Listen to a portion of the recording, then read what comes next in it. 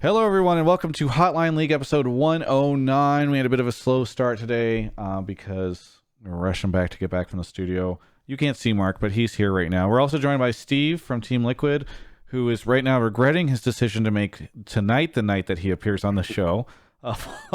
Golden Guardians, I'll be in a good mood. Yeah. Exactly.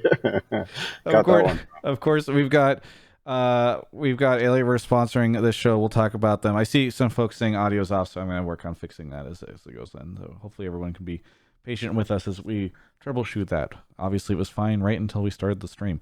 But we're going to be talking about all sorts of stuff tonight. Obviously, the state of Team Liquid is one of them, but other things as well as we get into the show. So first off, Mark, how you been? Good. It was a pretty crazy day. Obviously, the upset with Team Liquid, but then also the Immortals game had a pretty nutty ending. So, interesting day. And what have you been doing? Anything interesting this past week? No. Okay. Well, Nope. Steve, how about you? Besides tonight, which I know we're going to get into, how has the season been going? How's life been going, etc.? I guess I'll start with life. Life is pretty good. Business is great. Fantastic, actually. So that's good.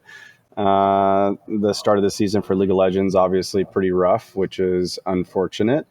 There's been a series of unfortunate events, I guess, but no excuses. We're bad right now, so we need to fix that. And there's an echo. It's on my end. Don't worry. Keep working. Yeah, you sound fine to me. Yeah. Tonight, feeling a little stressed, I guess, and frustrated, to be honest. Yeah, I think that makes sense. Well, then why don't we hop through it right away? So, for those that do not know, or listening to the podcast or watching on YouTube, we are about an hour out from maybe the most disappointing TL loss so far, the split. Right now, I think you guys are sitting at a record of 2-4, which is not last place because CLG lost their next game, thankfully for you, but still not in the best place.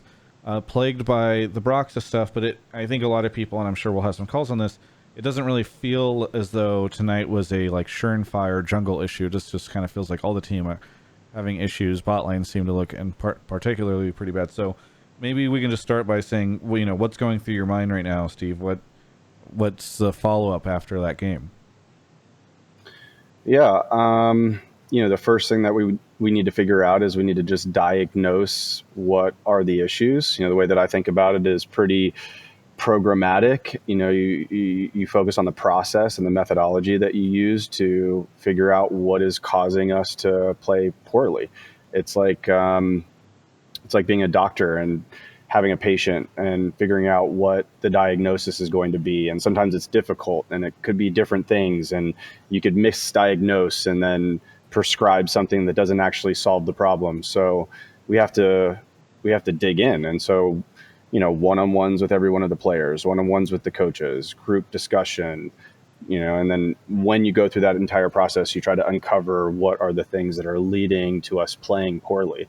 And then you just start to tackle each of those and you make progress. So that's the process. And that's what we followed tonight. I was actually rushing over after all of our meetings after the games today. So definitely frustrating. And we need to be playing better, win or loss. Sometimes we'll have losses, like the game where Jensen played Rise, where I was okay with that loss to some degree. I mean, obviously I would have preferred for us to win, but here we are playing a 1-3-1 comp, something that we shied away from when we were going into Worlds last year. We figured that we weren't able to execute it as well. It's a more difficult, comp to play, just playing the balance and the counterbalance and the lanes and the level of communication that's required. And we played it really well. I mean, I know the fans can't hear the comms, but Jensen was just perfect. So, there's some games like that where you lose and you're like, hey, we played okay. We made a few mistakes. A game like tonight, it's like lots of mistakes, some of which are just unacceptable. Yeah, I mean, I think I don't know, Mark, if we've already pulled a Senna caller, but if not, I feel like we can just hop into because that's getting spammed in chat. We have right some now. TL ones. What's that? Yeah, I mean, we have a couple TL ones. I don't know if we have a specific Senna thing Well, yet. then but why don't we just get ahead of it, right? Because I feel like that's the big thing everyone keeps talking about. Is it last week? Obviously, we saw Double F do this interview where he said he doesn't want to play Senna anymore, Dog Champ, etc. And then we see 2 back-to-back games where he's on Senna. Obviously, that was not the only issue tonight, but it does feel like there's a disconnect in some sense between the players and the coaches. I don't know if this is something you can address, but I'm sure a lot of people are curious about it. Yeah, I mean, Senna has definitely been a topic of conversation, and we need to figure out whether or not we can play with Senna. There's a lot of advantages to playing with Senna. Senna has a global ult, which means that you can use it to pressure other lanes. You're basically connecting one lane to another lane, so that lane has an inherent advantage. The same thing would be like Nocturne and Karthus, and playing Karthus mid lane and like never ulting in the first 15 minutes of the game. You'd be like, what the fuck? Why aren't you ulting so that we can gain an advantage in bot? Well, we need to have high volatility in bot in order to utilize the Karthus ult. Same kind of concept with Senna, like using a global ult to help shield and create damage on the other lanes for there to be an increased likelihood that you win. And when you don't utilize these kind of connective champions, you're not optimizing the full potential of them. And then you just get resorted back to like the base of the AD carry without that kind of exploit. And you're left with a low attack speed, type of AD carry that doesn't have an built-in escape, and it's rough. And then you fall behind in lane. It was really unfortunate. Double, good hook from Keith, right? Through the minion that was dying, whatever. He got hooked. Lane's kind of doomed, but we need to be good enough to recover from stuff like that. So. Yeah, but in Senna in general, varying opinions on it. I think Golden Guardians did a good job of banning the way that they did, forced us into a position. We could have first picked MF. That was another option. Who knows what have happened in the game? But the game just isn't about Senna, right? It's about how you play, and we need to be able to play the different play styles. If we corner ourselves into one play style and we can't maximize playing a certain comp, then we're shooting ourselves in the foot in terms of our like versatility when it comes to different play styles and playoffs and ultimately later in the summer going into Worlds. Mark, do you have any questions before we hop into calls? I think most of the stuff Steve said there was pretty good about Senna, what she can do, and why teams are interested in her. Was Doublelift mostly memeing when he was making fun of her, or was it like he doesn't like playing her, but he understands the value of being good on other styles? Or because I took it to be like Doublelift's just saying what he thinks about the champ, but that doesn't mean he's not going to play it the same way. I think he complained about Sona a bunch last summer, but then played it a billion times until they were good at Sona TK. Yeah, I mean it's to Mark's point, it's kind of weird because we like Jat did this segment. I don't know if you saw on Saturday or something like that, where he played the clip from the interview with Ovely where Peter said, I don't want to play Senna anymore, Dog Champ, blah, blah, blah. Then Jat did some analysis on that, and then immediately we get into the game and Senna gets locked in.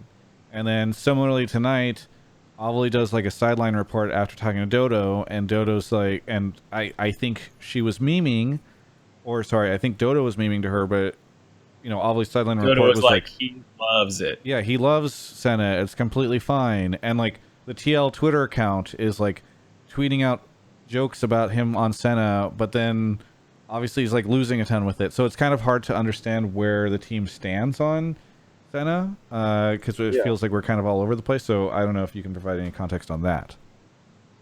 Yeah, I mean, I think the team believes that Senna is a top tier AD carry, and we aren't able to maximize the potential in using her.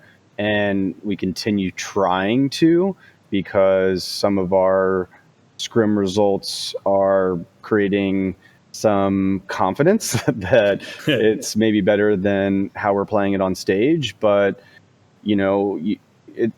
it's tough because when you have something that shouldn't happen in lane, like an unforced error, it throws a wrench into figuring out whether champions are good or bad, right? It's like you just double faulted like 4 times in a row. Like you got hooked in lane, and you can't really understand. You didn't even get an opportunity to see Senna's potential because you made a mistake, an unforced error. So it's tough to use it. And so you go back to these kind of rationalizations to say, oh, well, what if it's strong if in these situations? And so I think generally speaking, we understand that she's strong and she can be strong. It's just that we're currently bad at using her. And if Senna continues to be part of the meta, guess what? We have to be able to play her if we're going to, garner that kind of, I guess, ban attention on her. And, we can't just give up. It needs to be in our pool. We just need to be better at playing with her from a team perspective.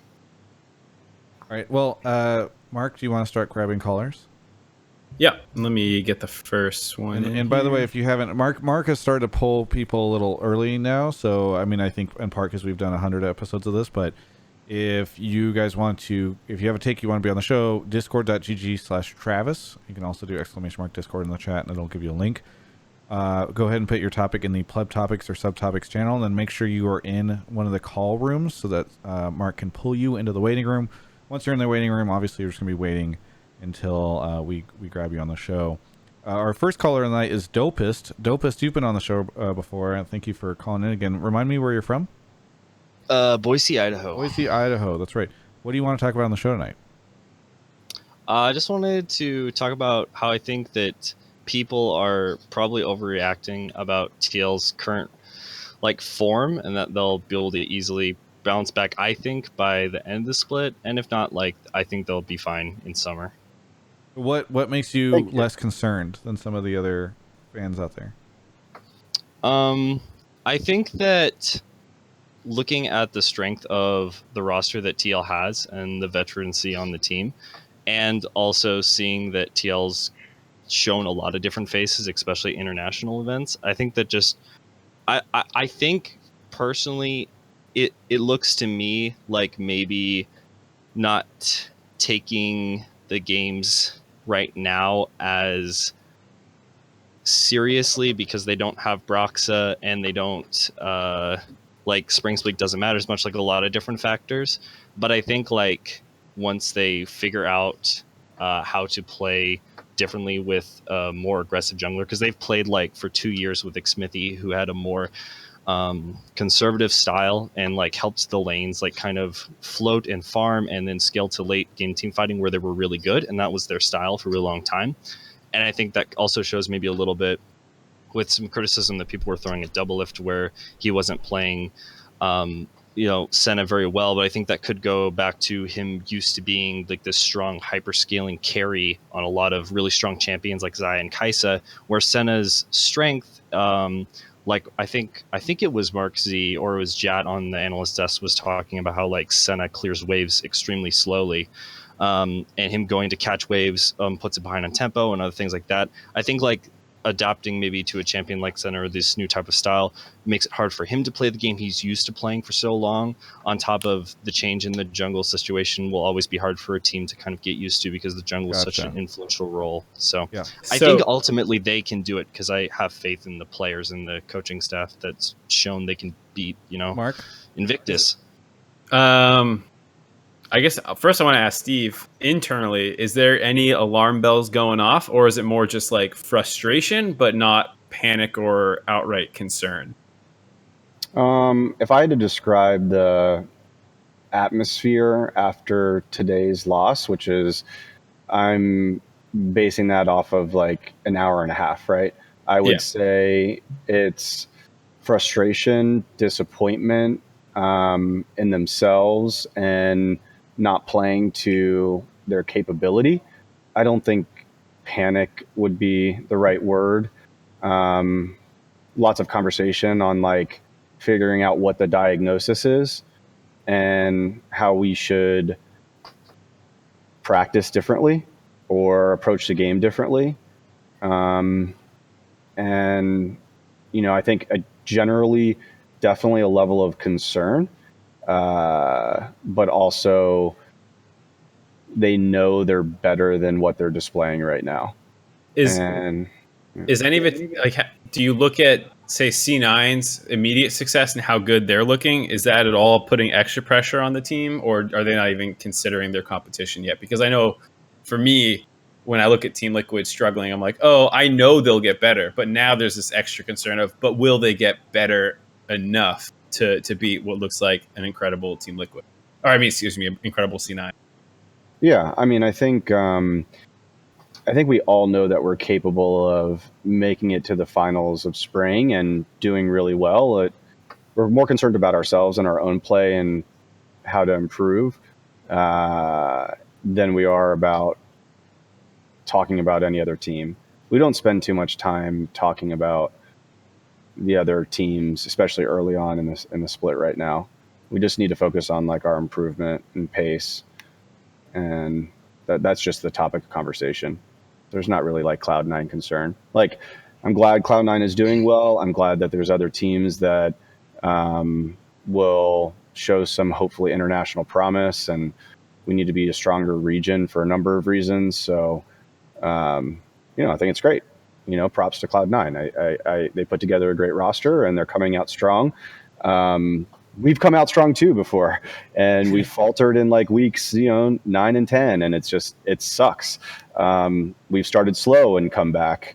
I think we placed like 4th in the regular season in spring 2 years ago, and then ended up winning. So, there's a lot of comments about like, oh, spring doesn't matter, but I don't buy into spring doesn't matter. I think that there's just more volatility in spring. You have more of a runway to make some mistakes that are like more damaging later on during the season. So, I'm glad that it's happening now to some degree, and hopefully not later.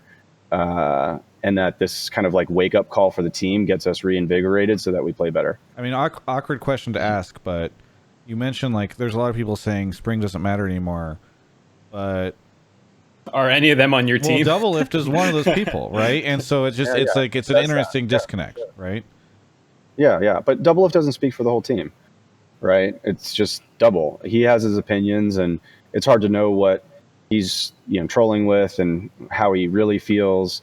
I think Peter has said a lot of the time, spring doesn't matter. And, my argument to that is like, it matters for Shern, matters to some of the other guys. It may not matter to you, but this is a team. This isn't the Doublelift show, right? Like this is Team Liquid. And, it sucks that before Broxah comes in, hopefully next week, that we didn't get a win for, with Shern. I think he played pretty good. He had some great games, and his comms were excellent. And so, spring does matter. Every game matters. Improvement matters.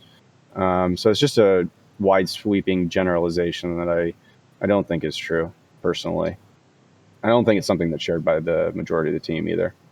Back to our caller's point, though. Mark, why don't I throw this over to you, and then we'll kind of have Steve. What do you want me to? Well, it's just do you think with the place that TL is in, do you think it's going to be as easy for them to climb back out and stabilize as Dopest believes?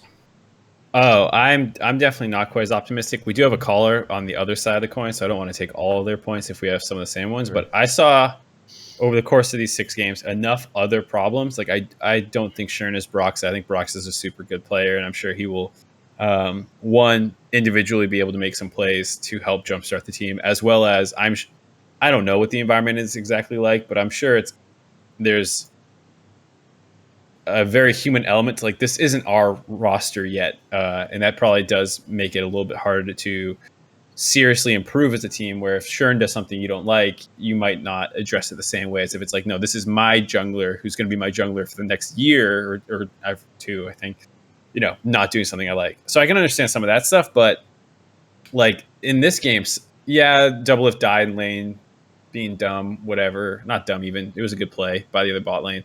But then their builds, like the build thing was just, I don't know why they have double Morellonomicon, especially on a Kennen top, and then Mortal Reminder third, when you could just go more lethality at that point. Like some of those things, I'm like, what the hell? And then Jensen's Rumble didn't look particularly clean. Like these are all things that are very separate from the jungle position, and like I think a lot of them will get improved in time, but it doesn't. I mean, like it's not. It's I think for Dopus, it is much more than like Broxah shows up and things instantly become a lot better. Especially TSM's on a 4-game win streak, and C9 looks really good. Yeah, I think my hope is that I have faith in the coaching staff of Team Liquid and the veterancy of the players to like. I think like all the players are still obviously good, and that when they're put into a good direction with the jungler that they'll have for a longer period of time, that they'll be able to bounce back eventually. I think Right. that people are thinking that like they're trash and they're. I mean, like let's say even that Team Liquid doesn't finish first this split, I think that's fine because spring doesn't matter a massive amount. Hopefully the team having time off, not going to MSI, if in this theoretical world, will hopefully give them better time to prepare for summer and going into Worlds. And maybe it's really a good thing for them to have kind of like tribulations now, so they can like work on core problems that might have existed for a long time and really like structure the way that they want to, so that they're in even better form when they go to international competition. Right. I mean, like to Steve's point about what even happened. I think we were talking about this maybe off air. Maybe it didn't make it into the episode. We were talking about like what even happened, 3 years ago in spring regular season week 3. Can anyone tell me? Like no one cares. Yeah, no one fucking cares that Doublelift got hit by a hook. If things fix. But I do think people do remember who goes to MSI. Right, exactly. And so while the specifics of this week and the past couple weeks may not matter, I do think the idea that competition does feel a lot better this split, and Team Liquid do look more out of sync than I think people were expecting. So I think there's a little bit more gravity to this situation than I was initially willing to just hand wave and be like, Shern's not here, C9's great, whatever. But now after 3 weeks of 2 and 4 is not what I was expecting. I mean, two things here. One, before we move on to the next caller, but Jack in the chat says, Steve, don't despair. C9 was 10th place summer 2018, week 5, but was still able to make it to finals and then got stomped 3-0 by TL. I think he's saying don't despair, but also opening the door for you guys to make it to finals and then get stomped by C9. That's how I'm reading that. I mean, the thing is that criticism is good from the community. It's good from teammates. It's good from the coaching staff. And we can't let that criticism get to us. It has to just be listened to. And then we have to figure out what may be actionable from it and then improve, right?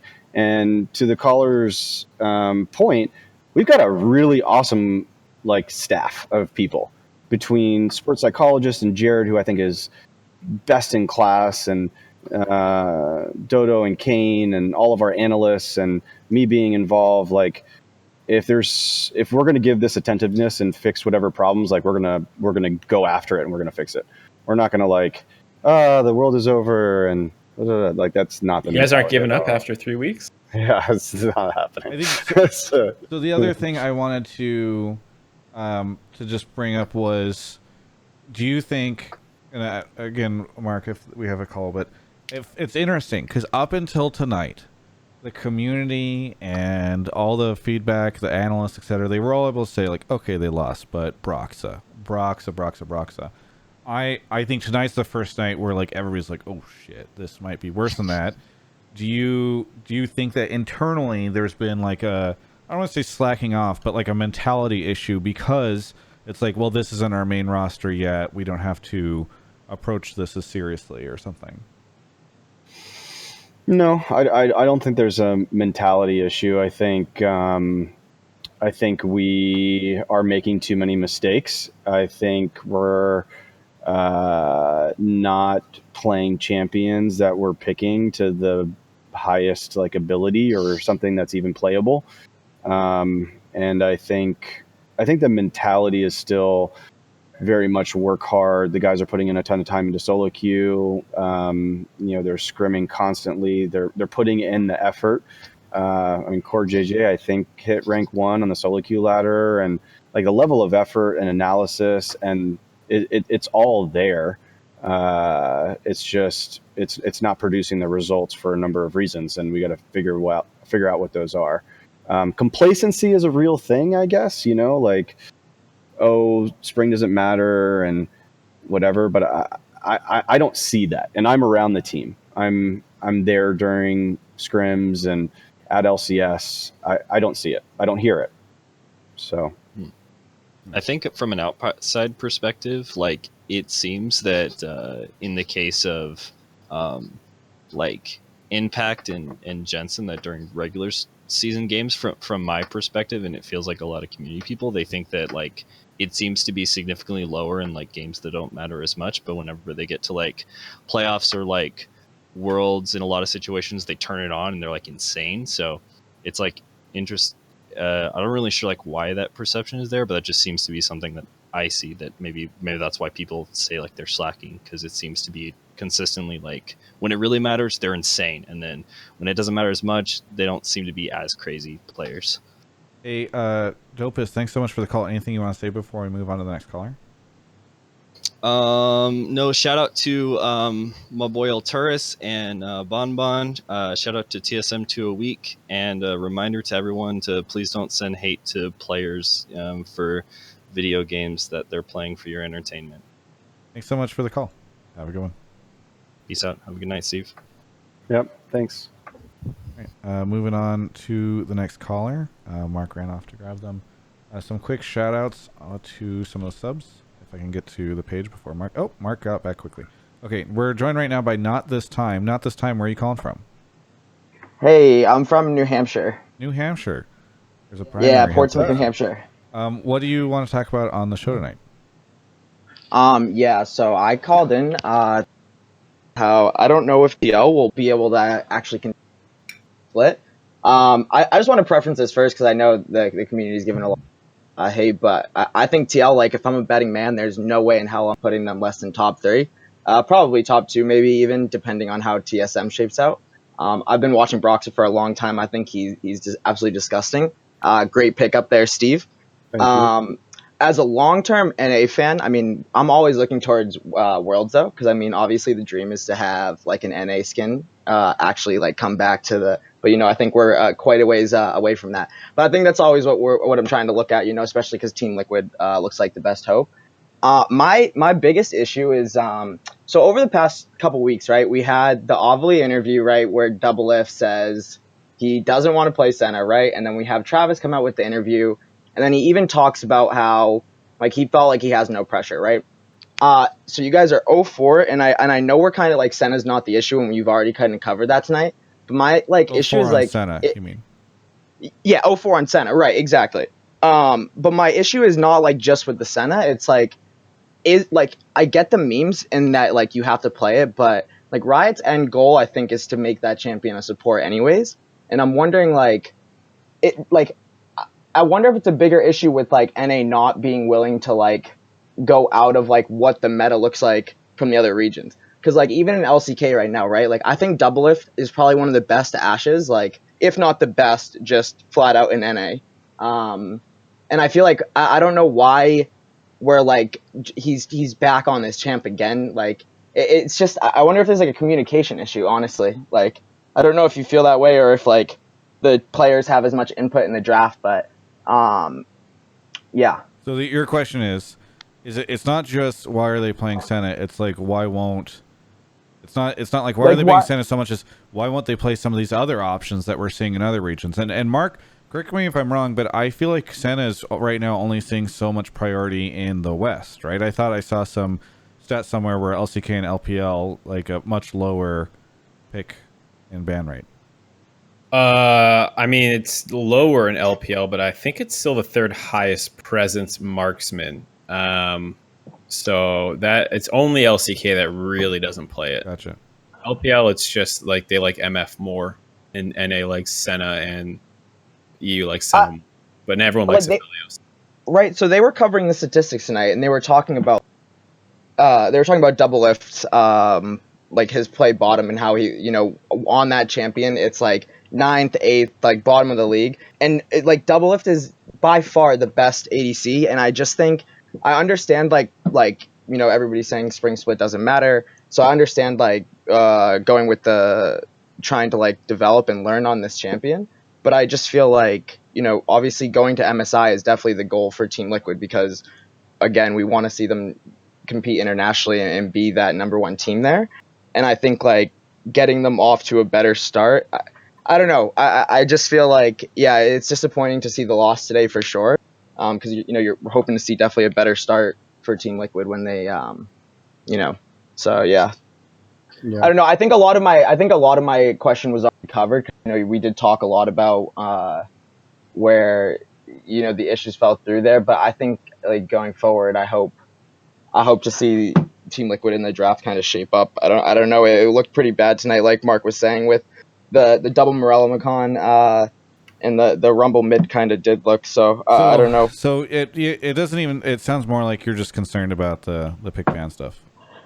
I mean, it's the pick ban, but I mean, yeah, kind of the pick ban and how forceful I felt like the interviews were, where like it felt clear like Double Lift did not want to be on this champion, and he felt like he should be playing something else. And you see the smirk kind of in the video today when on LCS, right, where they picked the champion, and it's like, okay, in the draft today, they literally were baiting Double Lift to pick that champion, and then he picks it, and it's like, oh my god, why are they picking this? Like they ban out, and then they second pick MF. Like I know we already talked about how you could have first picked MF, but I just think it was crazy that we went back to Senna again, and then you know, it's just I hope, like I said, you know, I hope going forward, like You just don't want to see Senna. Okay, so let's Yeah, I mean, geez, that was a fucking 5-minute call to say I don't like Senna. It's okay. It's okay. We can appreciate it. But I think the other thing he pointed out is No. I think your frustration is something that is shared by a lot of TL fans. If I were to go to the TL Reddit, I haven't been there yet, but I'm sure there's going to be a lot of talk about why the hell are you playing this champion?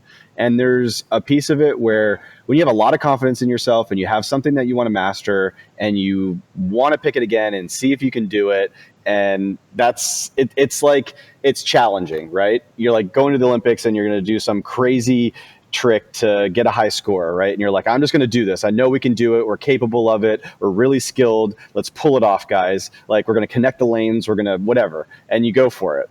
And it's like you flop the landing over and over and over. And that's the frustration. And so I get that. I feel you. Trust me, I'm just as frustrated. Like, yeah, absolutely. I feel that too. It's just the way that we have to think about it right now is that there's a focus on champions and its impact on the game, but what matters so much more is how we are playing the game. You know, it's like dragon setup, herald setup, rotations, macro play, wave management, like team play, communication, engage, counter engage, like all of these things, sieging, like those are the things that don't change as much from patch to patch to meta to meta. When we get to MSI, I guarantee you the champion pool is going to be different in priority order. So what are the things that you need to focus on? You need to focus on team play. And right now, even some of those things are not looking great. So we need to we need to focus on those, not so much like Senna and this. I know it's hot. Yeah. Top. Mark, I wanted to just hop in and ask you, again, if we have another caller later on, but I don't know if I trust the callers anymore. Be nice to our poor callers. Oh, come on. But we were leaving the LCS today, and you mentioned you don't even think that it's like that game. There were a lot of other issues that were not just double lift issues, and the like Reddit. To Steve's point, unlike Steve, I have been to the Team Liquid Reddit. They are not happy. And Senna features predominantly. If you did a word cloud, Senna would be the giant word in the middle of it. Steve right now is probably pulling up the Team Liquid. But Mark, if you want to talk a little bit, you said that you think almost it's like a red herring, the double lift Senna stuff. Just can I step in just for a minute because I know I just want to step in for 15 seconds. All right, fine. My main question is, and I know there's a lot of trust in the coaching staff and already talked about this, and they've been doing well for so long, so I'm sure it's there. I just hope that there's not a disconnect between like what the players think is going to win them games and like what the coach, because I think that there's a disconnect in a lot of teams. Your 15 like seconds are across. up. So All right, I want to get to your. I promise I'll get to your. Let Steve answer that first. Yeah, then yeah. we'll Yeah, I mean, I think it's actually a great question, because in previous versions of the team and also coaching staff, because I've been doing this for a while, I've seen situations where during preparation going into the band pick, the players really dictate the draft, right? They say what they want to do, and the coach kind of guides and is more advisory role. And the way that our team functions is that we do the band pick, the players have input on that, and ultimately the coaching staff dictates what is going to be picked in band, right? And what is going to be played. And there's a trust in that, because most of the time they're right. And that's the process that we follow, and I believe in that. And sometimes it doesn't work out, and hopefully it works out more than it doesn't. And because I'd rather put that on the coaching staff than put it on a particular player, right? But they can have input, and a player's comfort in playing a certain champion to a certain level is an important aspect of that. But you go back to last season, I'm sure Peter hated locking in Senna. I guarantee you, every single time it happened, he was like, really? But we had success on it. So you're picking Senna. Like, if they leave it up, we're picking it. We're getting the free win. But as a counterpoint to that, Steve, there was a time when you had Doublelift playing a champion called Vladimir. And if you recall, those games did not go well. That was short. And he had like what, 2 games on it? And you did stop picking that champion after there was a demonstrated quality bar issue. There was a quality bar issue. There are parallels potentially to that, as well as the Senna thing. Yeah. Yeah. I don't know what to say, we'll agree. Great. That is a good counterpoint. Okay, Mark. Good counterpoint. Mark. Touche. So one of the things the caller included in their initial take was, even when Broxah gets here, he thought TL won't be able to contest for first split. And I think that was the interesting part of the take for me, because that's something I sort of feel should Team Liquid not be able to get. What I've said on the dive and a couple other things is, this Cloud9 looks really, really good. If Team Liquid is not actually better than their summer split form, I think that they would lose to a C9 playing this well. And so that's kind of what I would like to ask. I know I asked about, are you guys comparing yourselves to C9 at all? And you mostly said, no, not really. We're focused on ourselves. But stepping away from what the team is doing to your more personal opinion, like, I feel like this C9 is really, really, really good. Do you think, and this is a bit of a hypothetical, do you think your summer split form could beat this C9? Or do you think like Broxah not only needs to be an upgrade, but the team, it would need to be better, like as a version of spring TL than the summer TL? Yeah, I mean, to answer your question, we're not going to be as good. We're going to be better.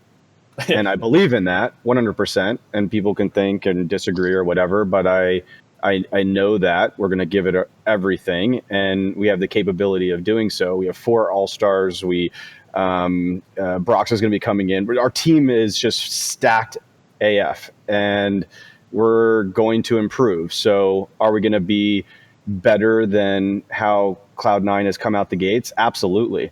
I mean, they're playing against some teams with visa issues, and that didn't get practice during the off season, and they didn't have any issues, and so they're coming in prepared. Great, you're prepared, and when you're prepared, awesome. Then you're going to have a great start. But it's not about how you start; it's how you finish, and we're going to finish above them. Period. The end of story. So, absolutely high level of confidence. Jack, don't get comfortable. Jack was in the chat earlier trying to help you feel good. Oh, was he? Yeah, remember I read you his statement. He said, "Don't worry, this happens sometimes." Oh, that's nice. Do you think TSM will jump into this conversation at all, or do you think it's a 2-horse race? No, I think TSM's pretty good. Yeah, I think they're okay. I think they could do all right. Maybe I don't think they're going to make the finals right now based on what I'm seeing, but it's still early. I'm not sure. You know, every team is making mistakes. We're making mistakes. They're making mistakes, but I think they have the skill there to do well. I think So it's they still come definitely a together. 3-horse race at this point, but Yeah. All right. are you what? So not this time. Is there anything you want to say before we move on to the next caller? No, thank you guys for having me. Shout out Alienware, letting you guys do this. I appreciate you guys having me on. And Yeah, no worries. Have a good one. yeah, here we go. Thanks Bye. for the call. Yep. Okay. Let's do a quick break. Let Steve drink some Monster and get a breather. Well, I want to talk to everybody about, speaking of Alienware. Great sponsor, by the way. I don't know if you guys are familiar with them. I might have mentioned them once or twice. They're actually giving away right now. If you go to alienware.com/Travis, I'll put it in the chat. They are giving away a computer and a monitor, and it's actually, I believe, the same setup that you can play with on the stage, or that they play with on the stage at the LCS. Alienware 25 gaming monitor and the new Aurora R9. And if you go to alienware.com/Travis, you will see right up at the top the ability to enter it, to win it. It's got an i9 in it, 2070 Super. You get a 240 hertz display. And if you go enter to win that, that helps me out. Because guess what? I'm going to be real with you guys. Riot is also promoting this giveaway. And imagine if I drive more people to enter this giveaway than Riot. So there's like a meta game here, right? It's like you guys can win this, but I can also beat Riot. And that's really what I'm interested in. So anyway, go to alienware.com/Travis. Please enter to win this thing. And make me look great to my sponsor. That would be super fantastic. They do a bunch of cool stuff for me, so this is me trying to do a bunch of cool stuff for them. It's just drive as many people of you to go enter this, and one of you will win this. So it's a win-win for everybody, except for the people who don't win it. They don't win anything, but I win. Alienware.com/Travis. That's the Alienware ad for the night. Mark, you want to grab the next caller? Yes, sir. And by the way, is this you know that picture or that scene from Airplane where it's just a bunch of people lining up to hit the person in the chair? No. That was that. There's like, I have one more. Yeah. I have one more Steve-centric question about. I mean, we've kind of already talked about it, so I'm sure it'll be an easier one. And then the rest is actually more about like the other teams in the league. So Steve can go off on some teams that he thinks look terrible or good. Yeah. Thank you. Off goes Mark to grab some folks. Bunch of cool shout outs to a bunch of people who subbed, and people have been very generous tonight. Will D1, Thrill, the Dickweed, Dr. Stretch, Bean Boy Tastic Man, Aristia 9 Axiom, CM Nom No Name, Exogen Chan, Faded Veil, X Adam XK gifted a bunch of subs to people, which is super nice. Joss Wig, Akira NB, Team Corgi Mid, Nightmare Legend 07, Toby She 91, Pilgrim Panda, Oni Day, who sent $5, which is really generous of them. Okay, I believe we have our next caller. We do. We do. Con is here. Con, welcome back to the show. You're from Idaho, I believe. Yeah, I'm from Boise, so me and Dopus. Second Boise, Idaho caller of the evening. What do you want to talk about on the show tonight? So, I thought this was an awesome opportunity having an owner here to talk about something I was interested in this offseason, which is the change of playoff formats, the change of split formats in some way, and how they affect. And my question with Steve is, how much input do owners have a say in that? Because I'm always wondering how much of this stuff is driven by Riot, and their core team and stuff, or how much of this is driven by owners and stuff like that. I know, the LCS is run both by ownership and Riot, but it seems very much more Riot pushed in some areas, which I actually don't like. So I was kind of curious on how that process went through. What were the thoughts behind it? I'm somebody who actually dislikes it. I think double elimination is just a bad idea. It makes games less important in certain areas. There's a reason why pro sports don't really have it, but I'd love to hear what you have to see here, Steve. Con, I feel like you always find the take that will anger the most amount of people in Twitch chat, because double elimination... You don't like double... Right now, I see Nightbot timing out a ton of people who are spamming a bunch of symbols. So. I mean, if it was successful, the Super Bowl wouldn't have been a double elimination tournament. It's just not a good method. Okay, whatever. Anyway, so Steve, how building to when you make format changes like this, how is the stuff structured, and how much say do teams have, and kind of what are your take? Yeah, so it's actually a pretty collaborative process. So Riot has meetings with all of the team owners. They're called the owners meetings.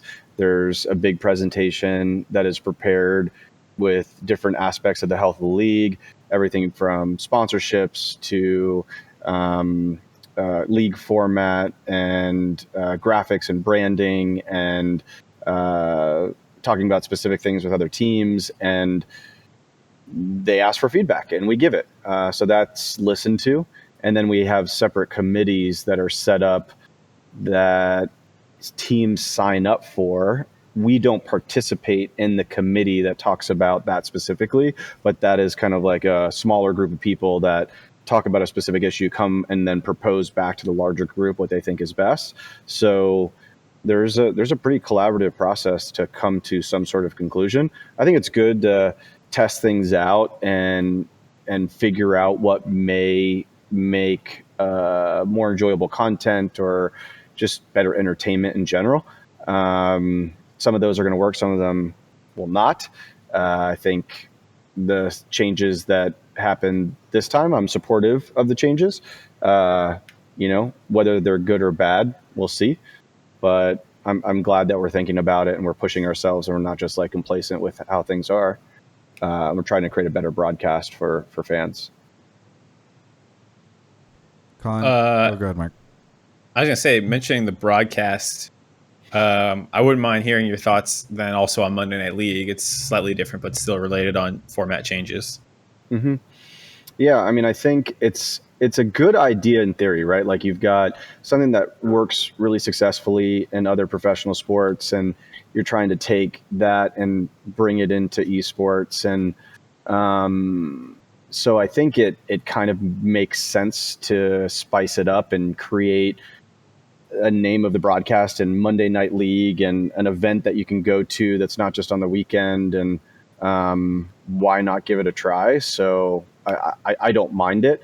I know that there's been some issues with scheduling and logistics and all these other things, but I think those are all ancillary. What matters most is that generally are people enjoying the new format more or less, and is it increasing the quality of the overall league as a property? Yes or no? And we're just gonna have to listen and to the community to hear that feedback to know. Travis, time for a Twitch poll. What, a Twitch poll? Yeah. I mean, the problem is we're super biasing because these are all people that are up late on a Monday, and we're about to ask them if they like Monday Night League. Well, that's just something to keep in mind, because if the sample comes back 50-50, you need to realize this is the late night crowd, and only 50% of the people still like it. So Okay. I think it'd be interesting. Yeah, I wonder. Okay, I'm gonna run it right now. I will turn off subscriber votes count 2 times, and that people can vote with bits. But if mobile doesn't work, I think. But if you're on desktop right now, you can vote, and it should be running on the Twitch thing right now. It's like, what would you be doing on Monday night anyway, right? Versus watching this, or did you prefer to have it over the weekend? Europeans hate it because it's they if they want to watch LCS, they can't essentially. Yeah, see, I wonder how many viewers, because it's definitely a lower broadcast in terms of viewership numbers right now. And I wonder how much that is Europeans, people don't like it, or people don't know yet. Like where in that do most people fall? So right now it's 63-37. So it's almost about 60-40 in terms of yes or no. Do you like Monday Night League? Which is interesting because again, the folks that are watching this right now are more prone to like it because they are awake and able to watch stuff late on a Monday. So I bet you it's about 50-50. I actually think that Monday Night League will be it's going to be very complicated for Riot because it doesn't seem like it seems like it's succeeding enough where maybe it's interesting, but it's also popular enough where like a lot of people like it, but a lot of people don't. So I think it's going to be hard for them to make a decision around it. But I assume so. Steve, back to kind of Con's question. Let's say, how does this work? Do you at the next owners meeting? I assume they will present stats to you guys on how Monday Night League went. And do they pose it as a question to the group? Like, do you guys think we should keep doing this? Or do they say, we're going to keep doing this unless you guys get angry at us? I mean, how does that work? No, there'll be a presentation of the stats and the viewership and engagement and what is it called? The average watch time per viewer how long they watch, and all of that will be presented, and then we'll talk about it, and we'll be able to influence the decision. Ultimately, Riot will be able to control and dictate what they want to do, but there's not many things that we don't feel not listened to, right? Like there'll be a conversation about it for sure. But from my perspective, the best thing that we can do in order to increase the viewership of the LCS in general is just do better internationally. Yeah. Like people just want to watch the region that's one of the best in the world. And if we make a really strong run at Worlds, then we can ride that into the following season, and it will increase viewership. When your region sucks, then people don't watch it as much. Yeah. So, You guys have some sort of rev sharing model, right? Over for the orgs? you mean for the LRP The league distributions? Yeah, league with the orgs. League with the orgs. Yes, money goes from the league to the orgs depending on how much money the league makes. Yes, right, there's some rev sharing. Yeah, so I was gonna say 100%. Yeah. I wonder if But teams not are like that percentage, but yes. I was just like wondering if teams are watching Worlds like, God damn it, Steve. I mean, No one's gonna watch us because we can't get out of groups. What are you doing? well, there's a lot of spicy drama, and maybe we're adding to that. And there's always an NA loyal base, and but it's just a reality. Like, you want to watch the best in the world. Like, why do people tune into most other sports? They tune in for the world championships, and they want to watch the best. They want to copy whatever the meta, the strat is. They want to see the insane plays, the holy shit, I can't believe he predicted that. The master strategy being shown and on display. Like that's what gets everybody excited. And then sometimes you just get a good matchup where it's an awesome game. But yeah. So, like, a couple of things. One, I think one of the conversations that you guys can drive in your next owners meetings with Monday Night League, that I think the reason why it's not as popular as it may be with like that poll, is it doesn't feel too special. Like there's something a little bit there, but it's not like a Monday Night Football or Sunday Night Football or Wednesday Night Hockey rivalry. Like there's not that type of flair to it. Would you guys be open to flexing games? Because like I look at tonight and I look at last week, you had some games that were just like low teams aren't doing well. Not many people wanted to watch it. Like if you put like a C9 Fly Quest in this week instead of maybe CLG Immortals, would that have helped viewership out in that way? I mean, I think if you start playing around with it too much, you may get into the area of competitive integrity and parity across teams for the league. So, you have to always uphold competitive integrity, like creating fairness. And if you err too side on, what may do better, that may hurt one team or another, then it's just not fair. So. Yeah, you're so successful that all your games keep getting changed onto Monday night, messing with your like planning. Yeah, you got to treat everybody fairly, I think.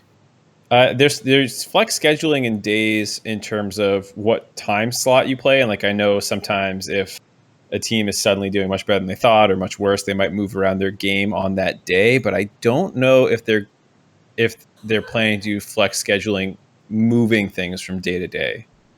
I don't think they are right now, because when I talked to Greeley, he was saying, "Oh, these teams play 4 times on Monday, and the rest play like 3 or something." It seemed like it was pretty locked in, and that they weren't going to be changing it too much. So I don't anticipate that yet. Yeah, I mean, I think it's pretty clear that there are teams that garner more viewership than other teams, right? And the goal of the league should be to try to spread that out so that there are other teams that are increasing in popularity and are watched. That's the whole purpose of like a franchise system. So that should be the goal. And it's really up to those other orgs to create competitive rosters so that people want to watch them play. Let me ask you a question. Let's say owners meeting comes around after spring split, and they say, hey, our viewership on Mondays is definitely not as good. People aren't watching as much. It's not as good. However, the majority of those people that are not watching, and the reason our views are down is because Europe is not watching. and our sponsors are only really interested in North America because they're buying into the LCS, the North American LCS. And we might have a sponsor lined up, a title sponsor for Monday Night League. You know, at that point in time, my assumption would be all the owners say, wait, we can make more money on Monday nights, even if less people are watching. Fucking let's do that. You know, I don't know. I'm curious. What do you think you and the other owners sort of react? Because at that point in time, it's like, is it worth if the raw numbers go down, but the revenue goes up, are you guys happy with that trade-off? You know, I can't speak for all the other owners that are in the league and their opinions or Riot's, but I can speak to mine, which is I don't think any kind of short-term financial gain supersedes creating a stellar piece of content for all fans. So I believe that would be short-sighted. The real win is marrying up both, which is creating engaging, awesome content, the times that you want it, and then having sponsors add to that broadcast in some way by providing capital or resources to create a more compelling broadcast. So it's like, oh my God, XYZ partner came in and now the broadcast has this cool thing we've always wanted. So that's the recipe for success. And you know, we just did the straw poll. I don't know the results, but if it's like 70% of people enjoy Monday Night League, well, that's a stat you have to listen to. It's like 60-40, I think. Oh, okay. Yeah. So, you know, you just got to listen to the data and listen to the community. They should guide your decisions on what kind of broadcast you should be creating. If anything, I think we maybe need to listen more, you know, and pull in some of that community feedback and siphon through it and figure out what we should incorporate into the broadcast in the next split, and be nimble and be okay on taking some risk and not be complacent on doing the same thing year to year. And then things that are working, emphasize and do more of, you know, and that's just optimizing the broadcast. And we've done it through shoulder content. And, you know, I think the LEC has tried a really innovative approach this season, or so far this split. You know, there's some things about it I hate. You know, I feel like they're going too hard on certain teams and players. It feels like icky, I guess, or unprofessional at times. But what's your alt account in that Reddit thread? Oh, I don't know. I don't have an alt, but you know, like you got to figure out what's going to work. Out of curiosity, just because we're talking viewerships and stuff, and Travis's last question, when you guys had that owners meeting a couple weeks ago, when you and Jack showed up that stat about viewers, how did you guys separate just NA viewers from NA and EU viewers, or like the world viewers? Because was that just NA, or was that like the whole world when you had those viewership statistics? They have not to cut answer for Steve, but I think your question is like those stats. Where do they get them, and how do they work? That's a partnership that Riot has with Nielsen. So Nielsen handles all the demographic stuff on that, and I think that they're even noted in that slide. So. Yeah, totally. It's all Nielsen, and they report, I believe, from Twitch and YouTube for that data, and those streaming platforms provide the data to Riot and Nielsen, and they run the reports. The other thing, by the way, my final thing, which we don't need to have a discussion around, other than if Mark wants to chime in. The Monday Night League audience is really fucking empty, and I actually think it feels bad. You mean in person? In person, so you don't hear any cheering. Like it's interesting because people don't know this unless you've watched like the vlog of me at LCS. I watch up in the press room. So you don't necessarily know unless you go to the window and look out at the audience that it's empty. But the week before this one, I was like, I'm not hearing any cheering or reactions or anything on the broadcast. And I went and looked, and I'm like, man, this thing is really empty. And tonight it was also really empty. For transparency, as everybody knows, they aren't selling tickets.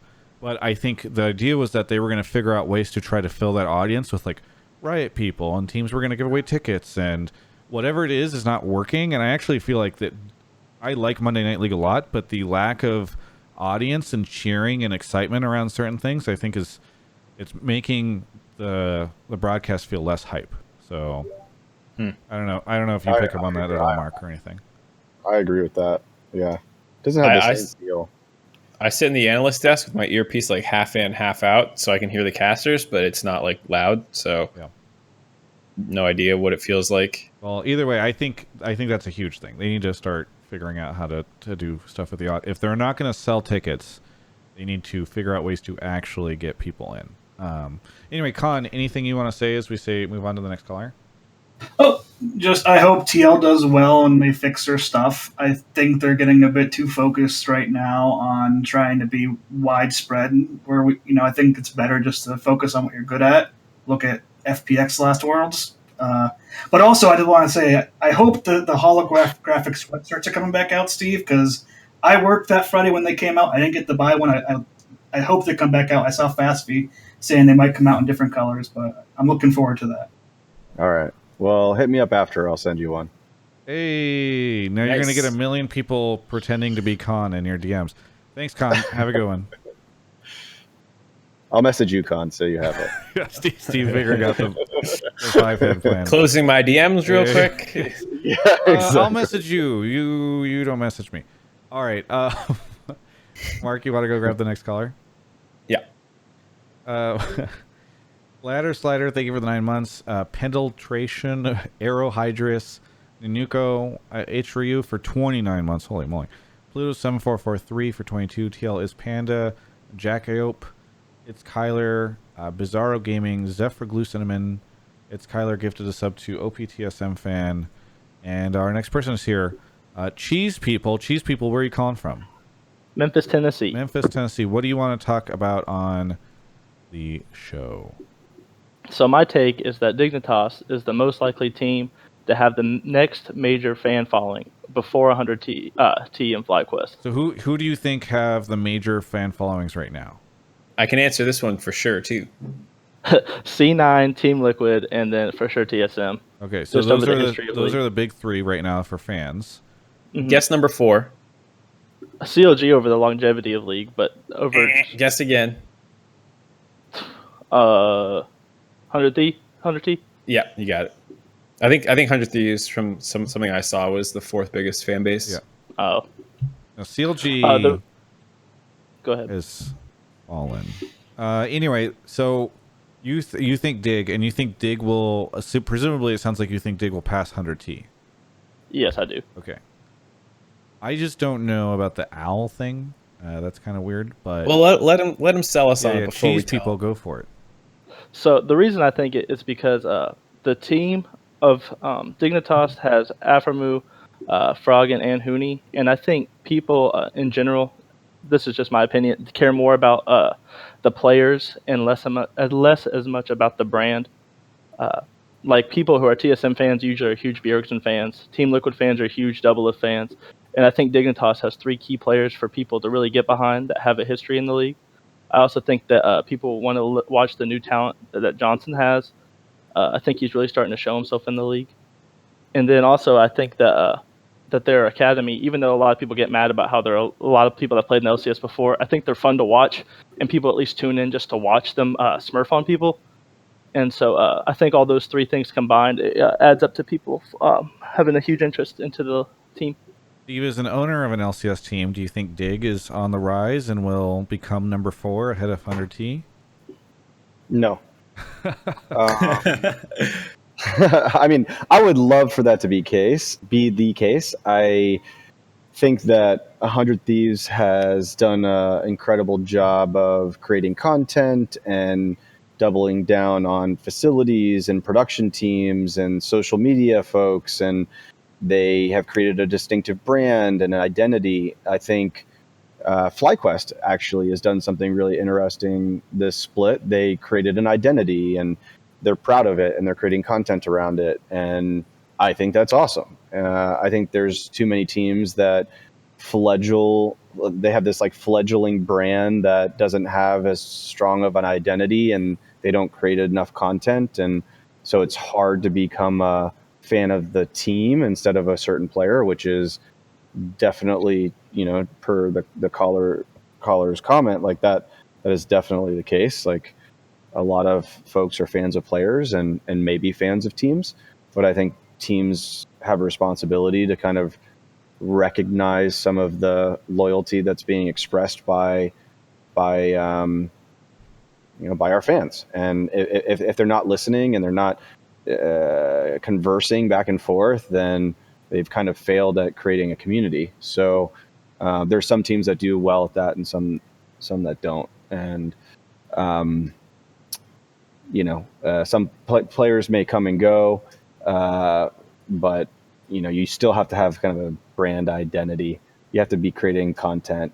And maybe I've missed it. Maybe I haven't seen some of the stuff that's come out from Dignitas lately, but I haven't seen too much content. I agree with you. I think that Dignitas is kind of bad at putting out content. I haven't seen a lot from them, but I think for people that aren't like around the area where LCS is and around where these big facilities are, like the friends I've talked to, that we don't see these big places where these LCS players play. So we care more about the players and their story, for at least in my area. And so I do agree that Dignitas does need to improve their social media aspects so people will know more about them. But I think like if TSM ever left, I mean, if Bjergsen ever left TSM, I think you would see a huge drop off in fans in TSM. I think if Doublelift and maybe even Jensen left Team Liquid, you'd see a huge drop off in fans in that fan base just because they'd follow those two players. And so I think the Huni and Froggen and Afremu fans will just gather to Dignitas because they're all three there and want them to see them do well, even if it's just for a short amount of time. But that's less of a, like, this is kind of maybe a bigger topic that might be too much to try to tackle in this one call, but I almost kind of worry when you mention that teams will grow their brands because of the players that are on them. Because if you don't, it's like players offer you, this is my opinion at least, players offer a team an opportunity to build a brand, right? It's like the players can bring the eyeballs to your team, but then the team needs to be able to activate on those eyeballs to keep them around. And I think, I mean, we talked about 100 Thieves. 100 Thieves, I think, did a really good job where last year they were a really unsuccessful team and yet still had a ton of support because they were able to leverage the success they had in the first year alongside smart branding decisions to keep people around and interested and invested in the team. And so I think it's a separate thing. I kind of disagree with your take, Cheese People, that like a team can grow their brand inherently just because players are there. Like, there might be a lot of fans of Dignitas this year, but I don't think that puts Dig in a good position to create a great big brand for themselves and create a lot of popularity around the team unless they set themselves up to activate on that. Yeah. I'll use an example. Sorry to interrupt, Mark. You're good. So think about Team Liquid back in 2017. We didn't have Doublelift on the roster. We were in promotion relegation back to back. You had 15 players on the roster. Yeah, we did. We were like rotating, revolving door players. And what were we on Reddit every single day? Pretty much. Were people watching Breaking Point and some of the content that we had on YouTube? Yeah, they were. And we were producing content, even though we were not doing well and we didn't have these star signings on the team. So, it is about making sure that you are transparent about what's going on and creating content and talking about it and not just operating behind closed doors. Like, I think our fans appreciate that transparency. All I was going to say was, I think the caller did make a lot of very, very good points that I ultimately agree with in theory. I'm just not sure I actually know if Dignitas is that team. They're now 3-3. And their play style isn't like radically fun and awesome, bro. Because I think sometimes you can be like, like a mid-tier team maybe. And if you are super crazy and all your games are explosive and wild, even like a Vitality, they did make Worlds, but like, just a team that is willing to fight and scrap and be crazy all the time. But if Dig isn't quite like that, maybe Hooney's the only one on that team who's kind of crazy, but Froggen, Grig, Johnson, and Afro are not crazy players. So like, if they don't keep winning and start winning more, I think you will actually not see them win enough to make your points true. But I do ultimately agree, and somewhat to Travis's point, where like, if you're the best team in the league and kind of boring and you win 4 championships in a row, Steve has done a great job of putting out a ton of content, but they would still probably be one of the most popular teams in the league just on the basis of we've won 4 in a row. If you are able to win at that level, the fans will come, even if you are lazy probably with your content. So it's not like either one of these things is the truth. Like both are true. 100 Thieves was able to do it while not winning a ton. Some team could probably, if they were the most dominant team, like SKT does try, but for Western fans, I don't think a lot of their content translated that well. But everyone is like, SKT, woo! Because Faker's the greatest player of all time. And you do see him a lot, Riot content at least. Maybe not the best example, but I do think Dig is not quite successful enough that with their lack of content, they will take over a team like 100 Thieves.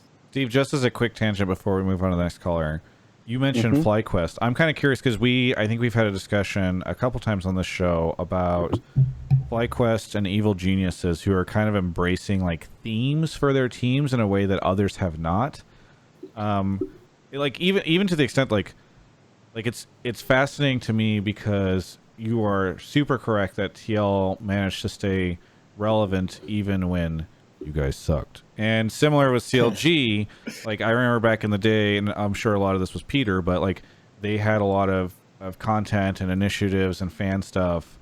And so even, they were getting on the verge of relegation, just like TL at times. And, everybody wanted to talk about it.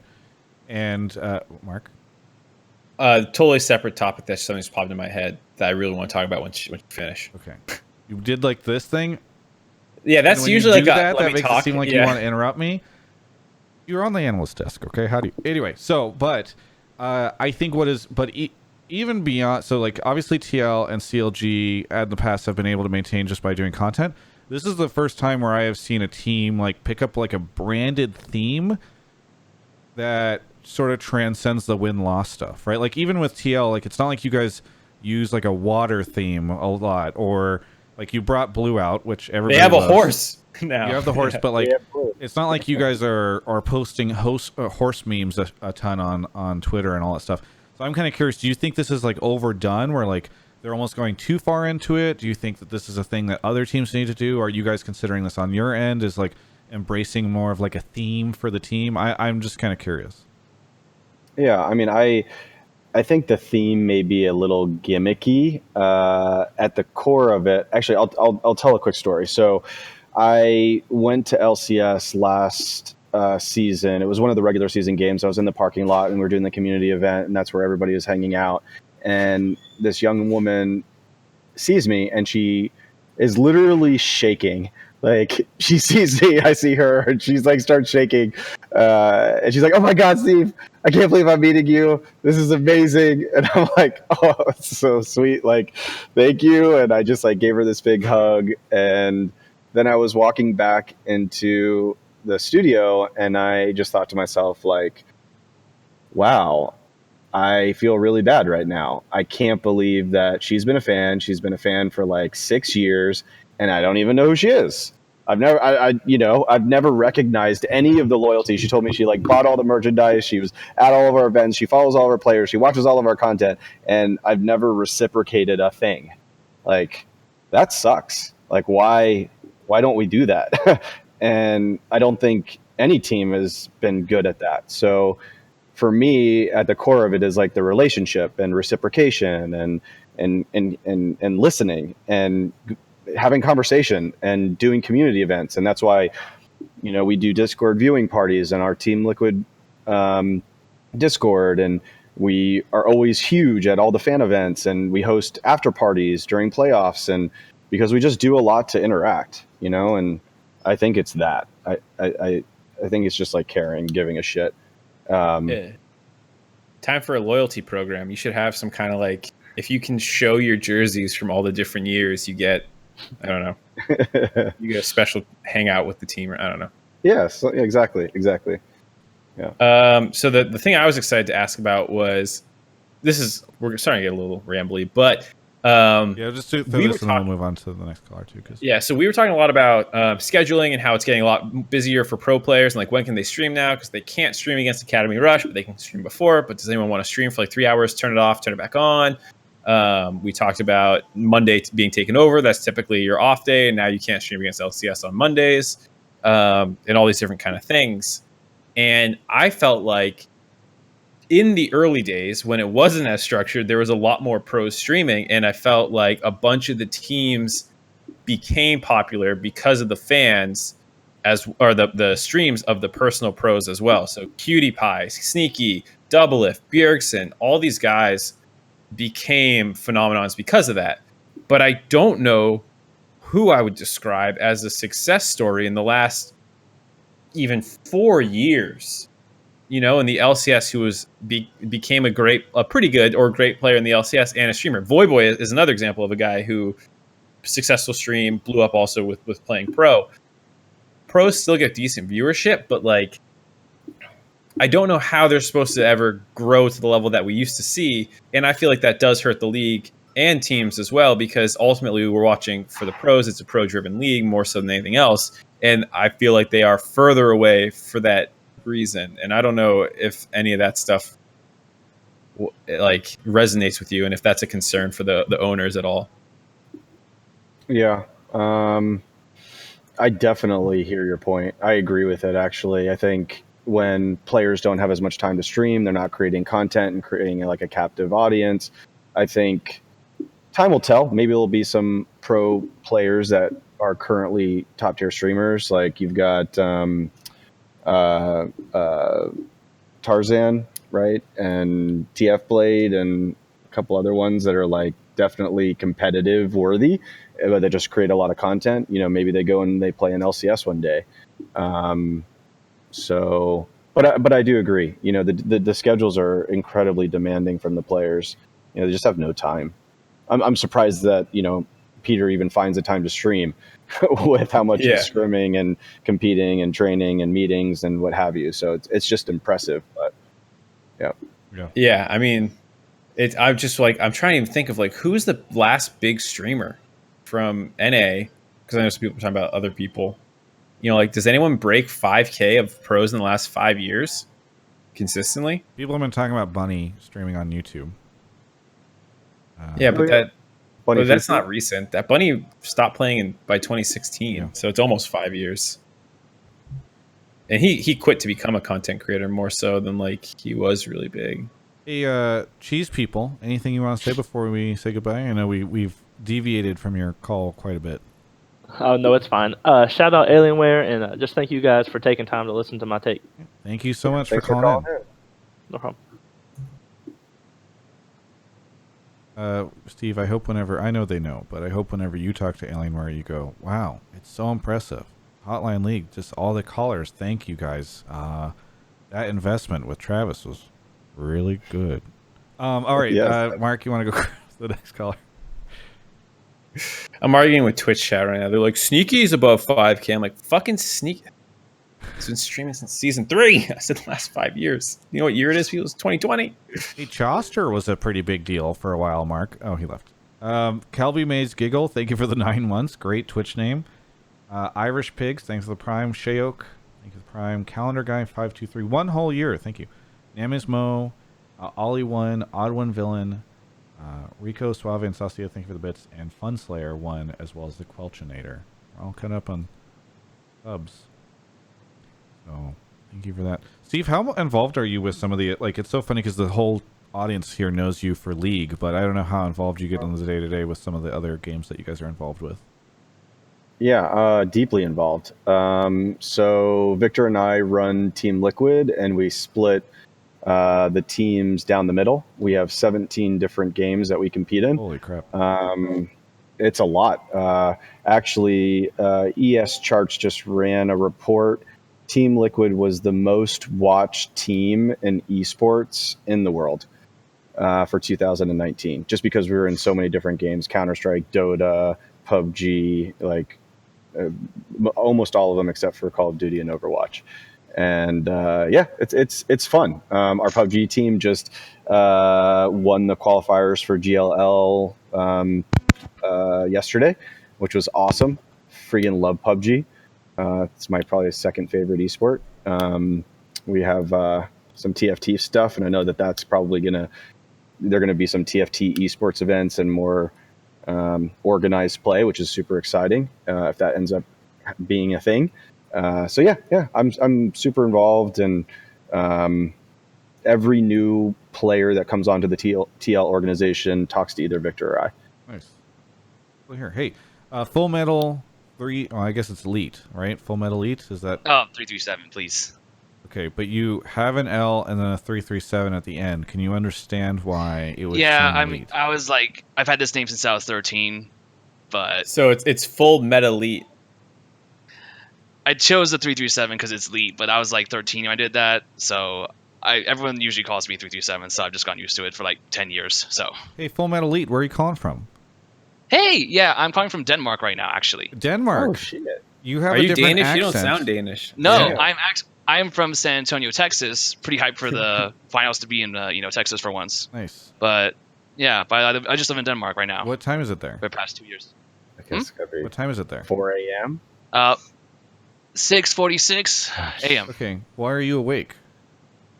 Oh, well, I really wanted to call in for once. I've been watching I've probably seen the last like at least 50 episodes on YouTube, and I just wanted to call in for once. And Jesus. I'm on vacation, so I could stay up late. Well, I'm glad you yeah. got picked, because I feel really bad that you stayed up till this time. Let's get into this so you can go to sleep. What do you want to talk about on the show? Yeah, so I believe the 100 Thieves have the second best chance to win the spring split after C9. And obviously, everyone's like C9 is the favorite right now, but I think 100 Thieves are the second best shot. Oh wow. Okay. Is Papa Smithy's in the chat? Did he set you up to this? Okay. So why do you think 100 Thieves? And actually, I need to look up what is their record right now, Mark? Do you know? I think they're 3-3. Yeah, that was my thought too. So they're kind of like middle of the pack-ish. I mean, they're 50-50. Why do you think that they're second best? Well, I respect what Steve said about as the owner, he's going to see the players or they're practicing. He doesn't see any complacency from them, but I just don't think that's true. And I think that the players on 100 Thieves are like way more hungry and just like desperate to prove that they're good players right now. So like starting with Someday, yeah. Sorry, you go.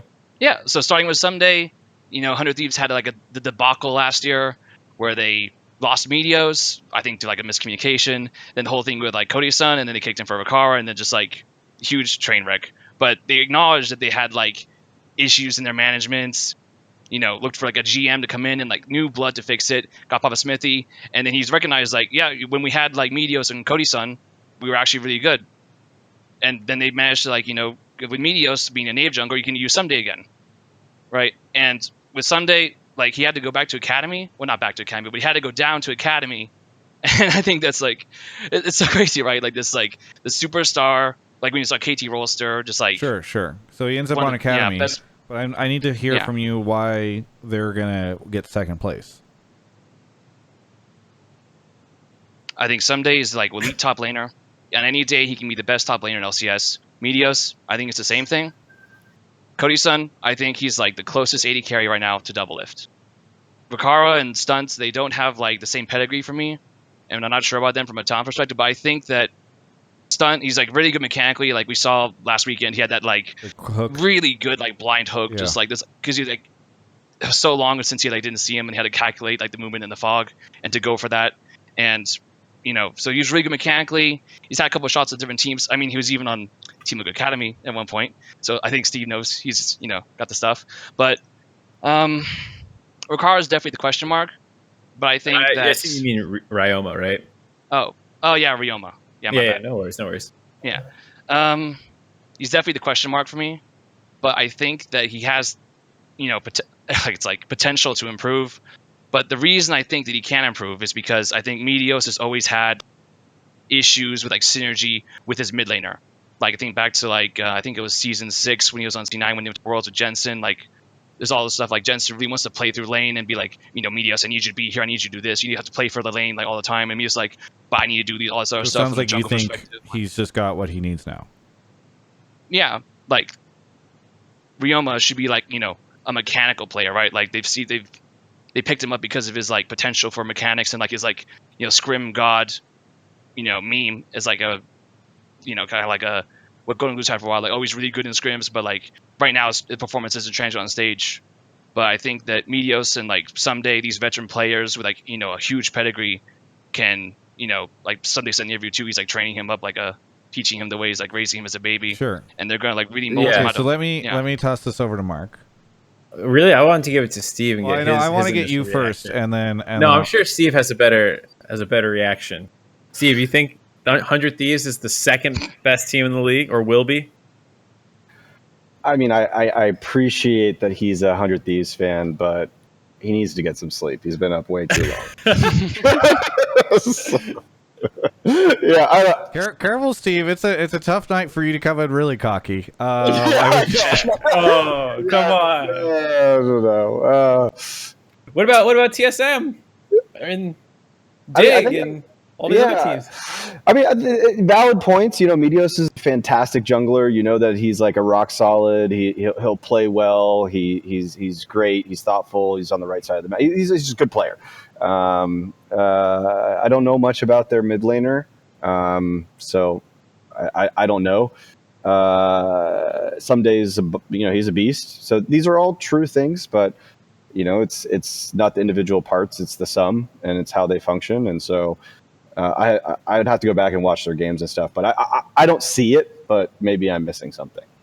I think 100 Thieves is better than I thought they were going to be. Someday looks almost as good as he's ever looked in North America. Ryoma is performing overall better, even if his stats aren't great still, and I don't think he's one of the best in the league. He is eyeball-wise not like terrible, like I was concerned. But I will still say there's no fucking way this team wins if C9 doesn't, and they're the second team. If C9 doesn't win and 100 Thieves does, give me any bet in the world, and you got it. Okay, Mark. I don't know how, like, it's C9 or the field. There's no fucking way I'm taking 100 Thieves on this take. Right, but so obviously you'd have like TL, TSM, and maybe Dignitas, right, above 100 Thieves, right? Like, Give me those are Fly the Quest teams too. Sure, yeah, no, give me Fly. I'll take Fly over him. Right. So the reason why I think 100 Thieves has a better chance than TSM is because when TSM has been successful, it's been through huge mid difference through Bjergsen, through the entire rest of the league. And also when they were winning championships, they had double lifts. Hunter, when he was honestly, when Arrow won the MVP, Hunter should have had MVP like that year, in my opinion. Like, he was also like. What about when they made finals last split and almost beat Team Liquid in 5 games, playing mostly through top side of the map and Broken Blade? Zix was their Vladimir. coach when they did that, right? When they had that run, Zix was their coach then, right? Sure, yeah. And he's on 100 Thieves now, so. Oh, okay. That was the last bullet in the chamber right there. The Zix coming out of nowhere card. Okay, and TL still has Kane. Why is that suddenly Zix lost to Kane in spring then, and now Kane's still on TL? For TL, I just don't think they had motivation. Like, these players, everyone knows they're good. Everyone knows they're solid. Their legacies are set. For Doublelift, I mean, he says it all the time. Like, for him, like, winning domestic titles isn't what's important. It's performing internationally at Worlds. And spring split literally means, besides going to MSI and get some international competition, it doesn't have any Worlds implications anymore. And as hard as he's going to, I'm not saying he's going to take it off on purpose because it's not important to him, but subconsciously, after 4 straight championships, I just don't think they're going to have the same fire as the other players in the league. Like C9, who are also really hungry to prove that they're good and also to win a championship. I just worry and for also you, Full Metal, because I've noticed there's a trend on. And by the way, I'm really happy you called in. I don't want to be dismissive, and I think this is it's a fun conversation, right? Like, one of the reasons I love the show is because the dive is never going to be like, is it Cloud9 or 100T in the finals, right? But my concern for you is, I feel like they're just hungry, and they've got more motivation. Is like kind of the crutch that I hear a lot of Hotline League callers call in whenever they run out of other options on what to say. Like, I think I understand what you're saying with TL, where you could make the argument of like, well, they've done this before. Are they going to be as hungry to win finals? I'm sure Steve is still hungry, but I think then you get to these other teams, right, where it's like TSM also really hungry. Do you think Bjergsen's been happy that he hasn't made it to Worlds in 2 years? Like, everybody's hungry. they're all starving players in the LCS, except for they make a lot of money, so they're not. I don't starving. think for TSM, I don't think the management provides the right environment for the players to like perform at their best capacity. Like I think when they're winning, the roster they had was so OP with Hanser, Svenskeren, Bjergsen is prime with huge mid difference on everyone, Double Lift and Biofrost. Like that was just an OP roster, and all the faults in the management and everything that they had behind the scenes. The people have rumors about it. Obviously, I didn't see anything myself, but it just didn't matter because they're just so good players. This is I fear my worry is that you lean on a lot of sort of citation needed things. I'm not actually saying this. I know he's in the chat right now, but I feel like somebody in your making the arguments you are making, if they wanted to discredit Hunter T, they could say, well, I think, it's Papa Smithy's first split as a GM, and he has the casting experience, but there's no proof yet that he can manage a team and make it to the finals. Right? There's always some sort of amorphous. There's a negative take that you can always find. And I worry that that's kind of what we go with, where it's TL's not hungry enough, and TSM doesn't have the management support. And what about this? If 100 Thieves is in the finals, Steve and I will pay for your trip. There you go. Done. Yeah. We'll go halvesies together to pay for your trip to see 100 Thieves fight for that. You realize he's in Denmark. This is going to be an expensive. Oh, he's on vacation though. He'll be back by. You'll be back. No. I've been living in Denmark for 2 years. I'm on vacation. Wait. Well, the probability of this going through. I'm not paying it anyways. Yeah. I mean, Steve, you got the lot of money, right? So it shouldn't be an issue. Go on. Let's back away from this. You're so sure. You're not even forget 100 Thieves. You're so sure you're gonna be better than C9, right? That's what you said. So I literally have zero upside on this bet. Yeah, if we're wrong, we pay. If we're right, we get nothing. Well, no one remembers if this we're call. right, then we are smarter than this random guy that called into Hotline League. Look at us. These are the arguments I live for. Yeah. Steve, you said you were so sure you're going to be better than C9. You were 100% sure. Put your money where your mouth is, Steve. Come on. Full Metal, he's very worried he's lost this free trip back to his home state of Texas for finals. Honestly, I've been a pretty big Meteos fanboy for past 5 years. I've always wanted a chance to meet Meteos, so it would actually mean a lot to me. Yeah. I'm gonna move on to the next caller quickly before my guest and my co-host here commit to things that they shouldn't. Anyway, Full Metal, thank you so much. Anything you want to say before we move on to our one of our last two callers? Yeah, I really wish that we could buy those action figures that they make for the Player of the Week. I think they're really awesome, and I don't I have a lot of money to spend on merch and stuff, but I'm not really into apparel. But I would totally spend money on those figures, even if they costed the MasterCard ones. Yeah, totally. They're not figures; they're printed. They're 3D printed things. Yeah, I mean he means figurine, right? Just you want to have something you can put on a bookshelf or something, look cool. Yeah. Mark, you're kind of a weeb, right? You're just the anime figurine, culture stuff, Yeah. I mean, I agree. I think it'd be cool if you could buy something like that. Yeah. I even ordered an Akali figure, recently from the Right merch store. They have a bunch of champions, so, yeah. I'm totally into that stuff, so. Thanks so much, Full Metal, for the call. Yeah. Love you guys. Yeah. Later. Yeah.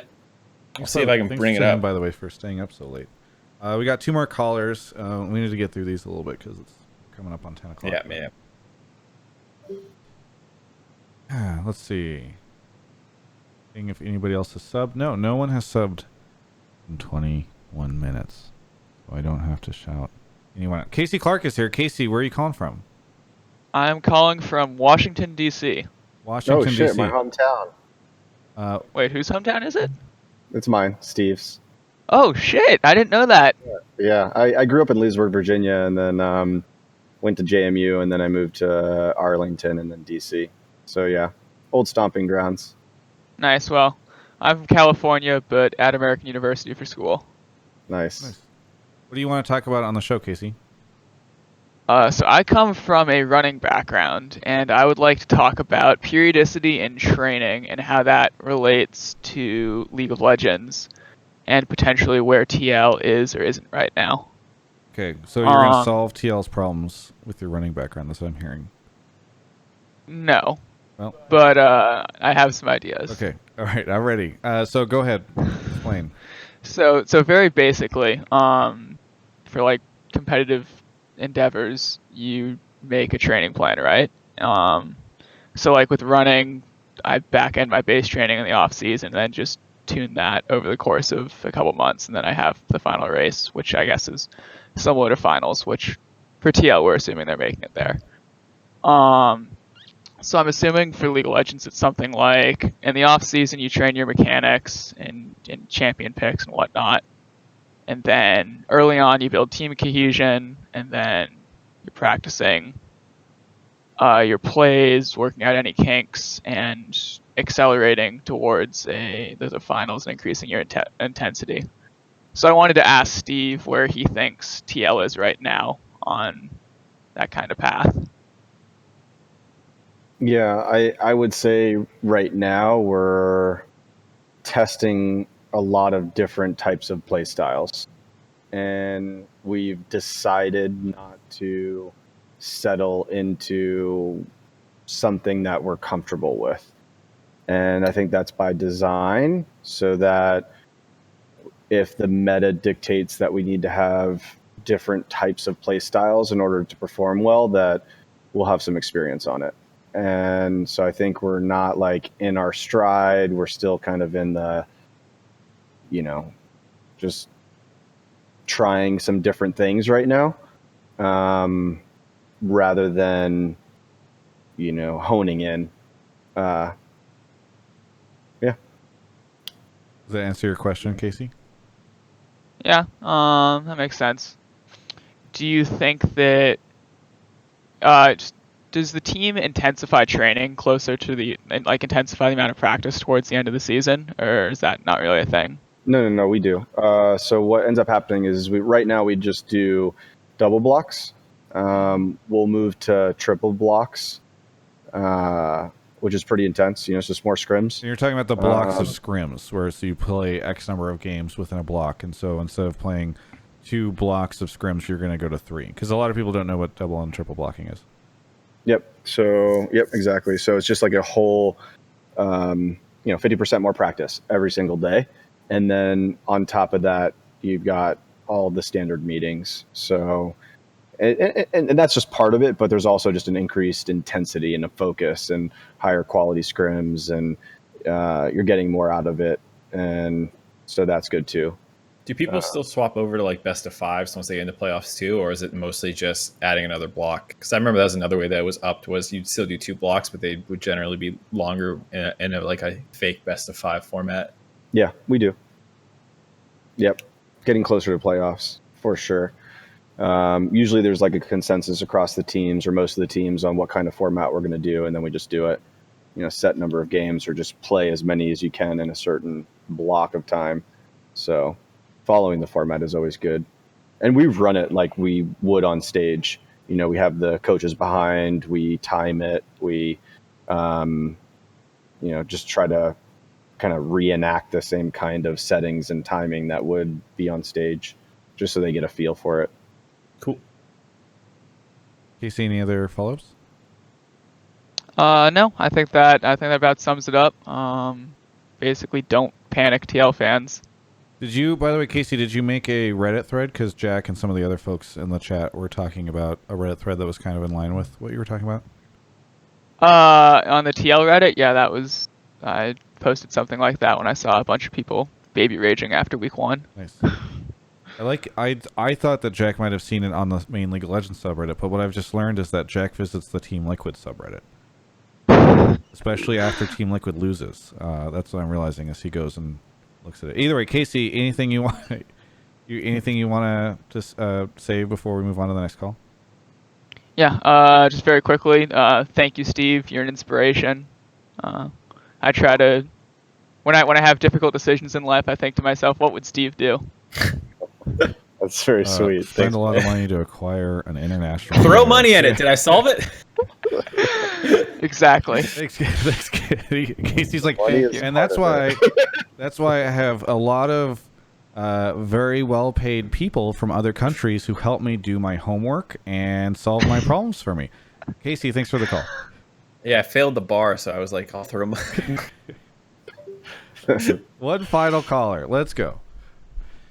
Chat now spamming WWSD. What would Steve do? I guess is the I new- love that. Yeah. That's a thing. I like that. What would Steve do? Yeah. Huh. Every time you should do your own show, and every time you're like, "Well, how much money do you have?" And you just give Yeah, just solutions a based off the college budget. show. Steve, it's like I think my girlfriend is cheating on me. Okay, here's what you're gonna do. First off, How much open money do up you your have? bank Because you can account. buy a private investigator. You can. Money is an essential ingredient. Dylan, It is. Dylan, where you? Welcome to the show. Where are you calling from? Edmonton, Canada. Canada. What do you want to talk about on the show? I want to talk about how I think teams like CLG and Golden Guardians are going to elevate us as a region. CLG and Golden Guardians. All right. This is. So it's funny. Earlier in the chat, somebody said, "Man, this show has just evolved into people calling in with hot takes to get on the show." Then we had a caller who was calling in and saying like, "Oh yeah, well, I'm like a trainer and I'm curious how they train." And then somebody in the chat was like, "I come here for the hot takes." So I'm glad that we're back to the hottest take of all night, which is that CLG and Golden Guardians will raise the bar for North America. I'm here to convince you that's not hot. Okay, explain me. So, first of all, I think the most important thing to a great team is win streaks and building confidence. And I hear a lot of talk from the teams in NA about reaching peak performance or experimenting, and I think that doesn't really matter at all. Like experimenting with other champions, I think what NA needs is wins. If you look at FPX, G2, SKT, they come off crushing domestically. And you can even look at series like G2, SKT, where you can say maybe macro, but G2's confidence carried them through that series. I see where this is going. Like just straight confidence. I I think when NA goes internationally historically, we're literally already defeated or one game from tilted. Like one loss, and Reddit and Twitch chat is packing it in for next year. What trades can we make? So teams like CLG and Golden Guardians are the bottom feeders we've been looking for. All right. You look at EU, what do they have? Their bottom feeders, XL last season. Rogue came back a bit, but they have some very low teams that just build confidence. Shulk and Vitality, I think, are both 0-6, right? Yeah. These regions have teams that you can experiment against, but most importantly, you can beat.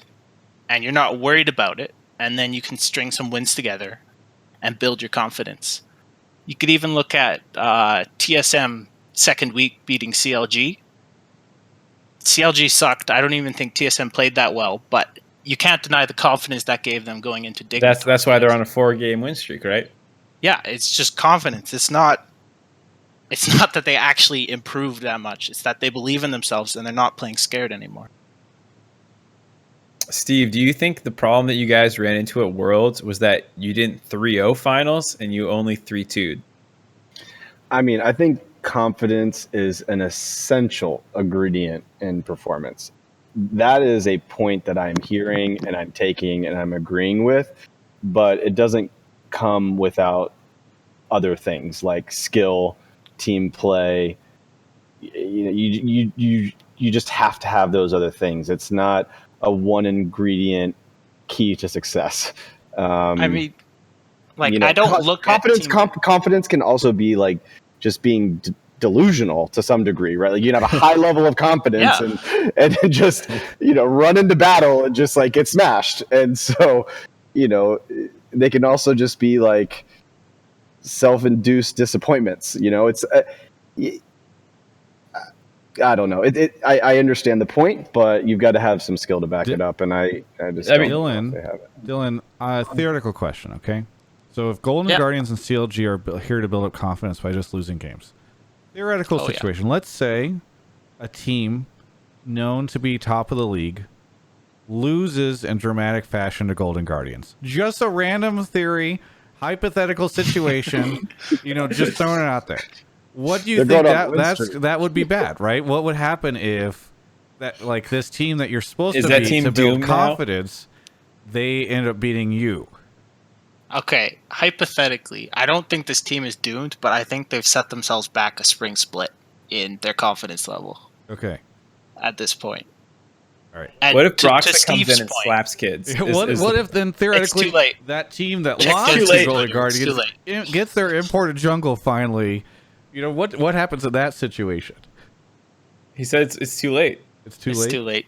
Check Jensen's Twitter. It's just too late. Okay. Well, Oh my god! But when Steve's talking to, obviously there are other things. But when I look at like last year, NA sending C9 and Team Liquid, those are world class teams with world class players, and they have the other things. They just don't have any confidence. yikes. I don't know if it's scrims breaking them down or. So I can speak to this a little bit, that scrims against other world-class teams probably sometimes might do more harm than good. Yeah, I think it's worth taking the risk, because these teams will show you the holes that you might not find otherwise in your gameplay. But sometimes you also just get smashed for a week going into Worlds and people freak out. So we should scrim Oceania. I'm not trying to extrapolate. I'm just saying some stories I heard. I heard, Nissi is in chat, maybe you can tell me, C9 scrims did not go particularly well at Worlds. And I heard that might have had some decision-making influence on jungle starting and stuff like that. So it's it's true sometimes, maybe. But I do. To Steve's point, you usually get confidence as well if you're actually good, and then you go out and beat the shit out of them in scrims or something. Yeah, that's true. Hey, I just think we need some more TYs to CLG in the chat when they start throwing games. Yeah. Dylan, thank you for the call. Anything you want to say as we move on to the end of the show? No, that's it. Thanks for having me on. Yeah, thank you for the call. Thanks, Dylan. Mark, you'll have to move him out of the call because my Discord is not letting me click his name for some reason. I'll ban him. Oh. All right. I didn't ban him. He left on his own. The timing was notable. It was, yeah. All right. That wraps up the show. I'm going to stick around on stream for just a little bit, show some early access interviews from this week. Mark, anything you want to shout out, plug here at the end of the show? No, I'll be doing the Superior podcast tomorrow. The Dive, recording that at 10 a.m. Or I have to be there at 10 a.m. Other than that, not much more going on. That's it. You said you didn't have anything that happened last week. You don't have anything that's going to happen this week. No, but I am maybe starting to work on something. That you guys might see at some point, and then I'll be like, I did that, or I helped with that, I should say. Well, it's good to hear that you might do something of consequence soon. I'm excited to hear. I don't want to get anyone's hopes up. You never do. Steve, Steve, anything you want to say at the end? And by the way, thank you for coming on. It's really been great having you on. I'm sorry it had to be tonight. Thanks for having me. Yeah, it was definitely rough. I was like, oh man, I'm racing to get back because of all these team meetings. But no, thanks for having me. It's fun. Long time coming. It was a lot of fun the first time we did this. What was it, last season? First episode, something like that. And shout out to Alienware. Love you, Alienware. And thanks for making this happen in the show. It's awesome content. And thanks for supporting Travis and sometimes Mark. Yeah, sometimes Mark, indeed. Sometimes. For everyone else, I've got interviews coming out this week, and it's been a quiet time for the season, but I got some stuff I'm working on. Headed out of town tomorrow for a couple days, but what? Jack just asked a good question that we probably should ask. Do you know when Broxah is coming into LA specifically? Yeah, totally. So Broxah, so just quick recap of the process. He was approved after an intent to deny, which is awesome. It got reversed. And then once we got that approval, he had to go in for his appointment. That all went great. They take his passport and then they mail it back to him. And so he's supposed to get his passport on Wednesday in the mail. But, give or take, all that kind of stuff. So latest Thursday, and then he'll get on a flight immediately once he gets it in the mail, and then he'll get here. That's so crazy that he has to just wait for this to show up in the mail. Like, he's literally just waiting for a physical. It's like a fucking acceptance letter it's from 2020, college. and this is the world we're living in, where it's like, Did you check the mail yet? Could you move to Los Angeles and begin saving this Your team from job? itself? Yeah, it's just like, what is this situation? Jack Jackson, that's getting lost in the mail. Oh my god. Hopefully, there's no anti-TL fans that are going to be like C9 has harassing mailmen. somebody just, they're going to go club the mail person over the head or something like that as they're on their way. I don't know if this is giving away too much competitive stuff, but assuming Broxah does land Wednesday/Thursday, you guys intend to use him next week? Yeah, the intent is to use him, but I think we're going to make that decision in the time that we're allocated. So, there's some things to consider, like jet lag, how is he feeling, yada, yada. Playing against Smithy in his first game, the man he replaced and getting dominated and ruining his confidence. That's spicy. Spicy. I don't know what's happening to Steve's webcam on the show. That's him wanting to leave and he's pressing buttons. Yeah, something very strange has happened. I've literally never seen this before in my life, but some interesting stuff is going on. That's probably a good sign. He's teleporting, says Jack. That's Hotline League, everyone. Thanks to Steve for coming on. Looking forward to seeing Brox's show soon. Wow, you're having such a great time. It's like very bizarre. Thanks Mark as always for being on the show. Thanks everyone for watching. This has been Hotline League episode 109.